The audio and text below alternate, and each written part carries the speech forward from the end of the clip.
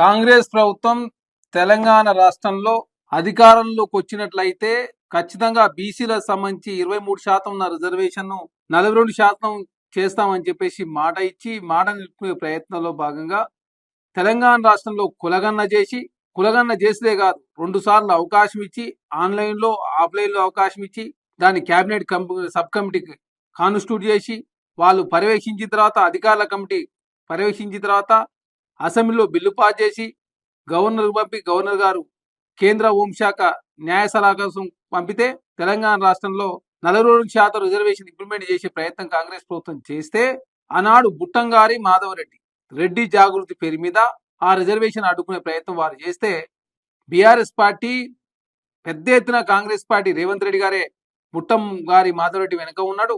బుట్టంగారి మాధవరెడ్డి తోటి రేవంత్ రెడ్డి గారు కేసు వేయించిందని చెప్పేసి పెద్ద ఎత్తున BRS party social media BRS party నమస్తే తెలంగాణ టీ న్యూస్ తెలుగు క్రైబు పెద్ద ఎత్తున కాంగ్రెస్ పార్టీ మీద విషయం చెప్పారు. తీరా చూస్తే మున్సిపల్ ఎలక్షన్ లో మేడ్చల్ మల్కాయి జిల్లాలో 3 మున్సిపాలిటీ ఉన్నాయి. అందులో మూడుచింతలపల్లి మున్సిపాలిటీ నుంచి బుట్టంగారి మాధవరెడ్డి గారు బీఆర్ఎస్ పార్టీ కౌన్సిలర్ గా పోటీ చేస్తా ఉన్నారు. ఇప్పుడు తేడతెల్లమైంది. అసలు బుట్టంగారి మాధవరెడ్డి గారు నడిపిందే హరీష్ రావు గారు, కేటీఆర్ గారు, మల్లారెడ్డి గారు, బీఆర్ఎస్ పార్టీ అనేది చాలా స్పష్టంగా అర్థమైంది.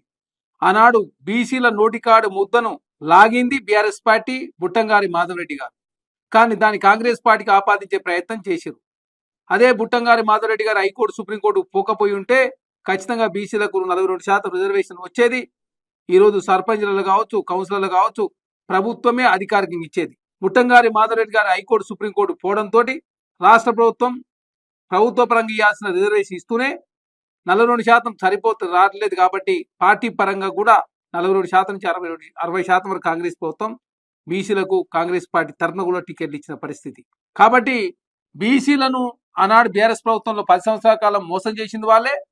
తర్వాత కాంగ్రెస్ ప్రభుత్వం అధికారంలోకి వచ్చిన తర్వాత బీసీల సంబంధించిన రిజర్వేషన్ పెంచితే కూడా మోసం చేసింది కూడా బీఆర్ఎస్ పార్టీ, కేటీఆర్ గారు, హరీష్ రావు గారు. కులగన్న వివరాలు నమోదు చేసుకున్న వాళ్ళు కేసీఆర్ గారు, హరీష్ రావు గారు, కేటీఆర్ గారు. బీసీల రిజర్వేషన్ పెంచితే కోర్టు పంపించి బుట్టంగారి మాధవరెడ్డిని వెనక ఉండి నడిపించింది బీఆర్ఎస్ పార్టీ చాలా స్పష్టంగా తేడతెల్లమైంది. కాబట్టి బీసీ సమాజం అంతా గమనించాలి. బీసీల ద్రోహి బీఆర్ఎస్ పార్టీ, కేటీఆర్ గారు, హరీష్ రావు గారు, అదే కాకుండా చామకూర మల్లారెడ్డి గారు. అదే కాకుండా కాంగ్రెస్ పార్టీ చాలా సదుద్దేశంతో బీసీల రిజర్వేషన్ పెంచాలి, దాని ద్వారా బీసీల సమాజాన్ని మేలు భావిస్తే దాన్ని అడ్డుకునే ప్రయత్నం చేశారు. కాబట్టి బీసీ సమాజం అంతా కూడా మున్సిపల్ ఎలక్షన్లో బీఆర్ఎస్ పార్టీ బుద్ధి చెప్పాల్సిన అవసరం ఉంది. బీఆర్ఎస్ పార్టీ నాయకులను కూడా ప్రశ్నించాల్సిన అవసరం ఉంది.